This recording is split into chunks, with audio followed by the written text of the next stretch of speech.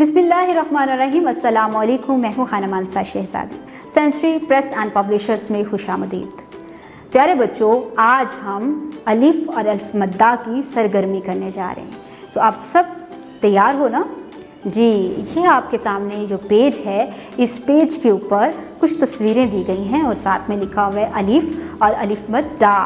अब अलिफ और अलिफ मद्दा से बनने वाली दोनों तस्वीरों में से आप मुझे बताओ, अलिफ से क्या बनता है?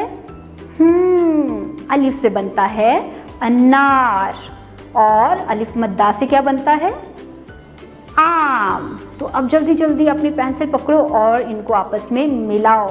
अलिफ से बनने वाली तस्वीर को अलिफ से मिला दो और अलिफ मद्दा से बनने वाली तस्वीर को अलिफ मद्दा से मिला दो। Very good.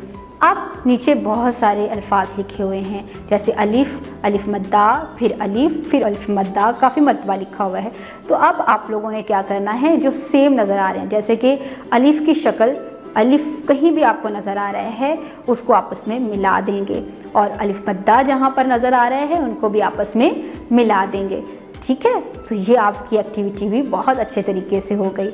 उम्मीद करती हूँ आपने इस वीडियो में भी बहुत कुछ सीखा होगा। मज़ीद वीडियोस देखने के लिए चलते हैं अगली वीडियो की तरफ।